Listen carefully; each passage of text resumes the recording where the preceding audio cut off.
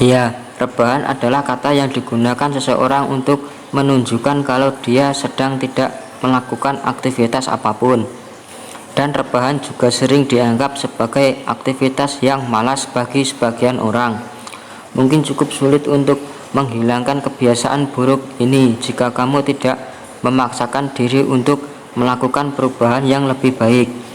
Ya, jadi ada berbagai alasan kenapa orang melakukan aktivitas ini.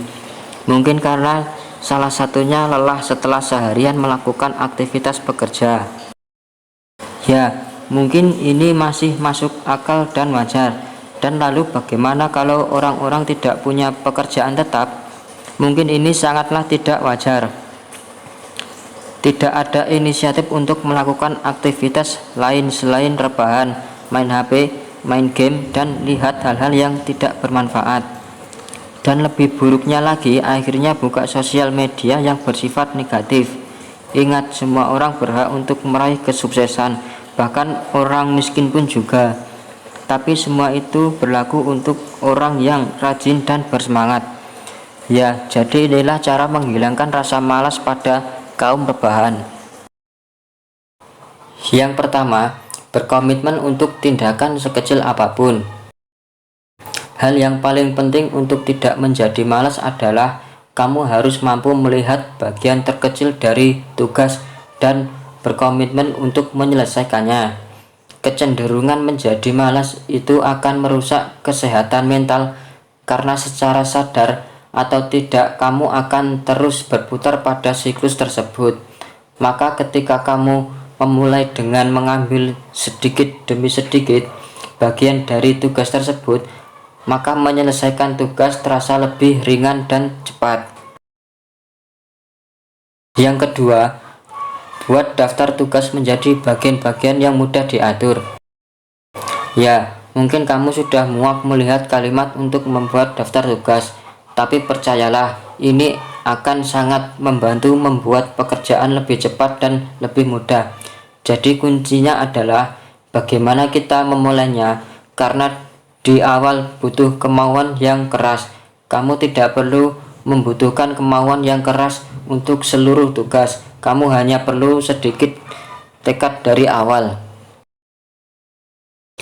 Yang ketiga, pastikan tujuanmu nyata. Saat menetapkan suatu tujuan, kamu perlu menggabungkan semua hal yang membuatmu mencapai tujuan tersebut. Namun, terlepas dari itu semua, kamu harus percaya diri bahwa mengikuti jalan yang benar, maka kamu akan sampai di tujuanmu. Dan jika kamu menetapkan tujuan yang tidak realitas, apapun akan kelihatan sulit untuk mewujudkannya. Yang keempat, jangan buang waktu berhargamu demi hal-hal yang tidak bermanfaat. Ya, mungkin banyak hal yang kita tidak sadari, banyak waktu yang terbuang hanya karena rebahan dengan alasan yang tidak jelas, sehingga banyak hal yang meski kita harus selesaikan akhirnya terabaikan. Yang kelima, jangan habiskan sisa umur demi perbuatan yang sia-sia.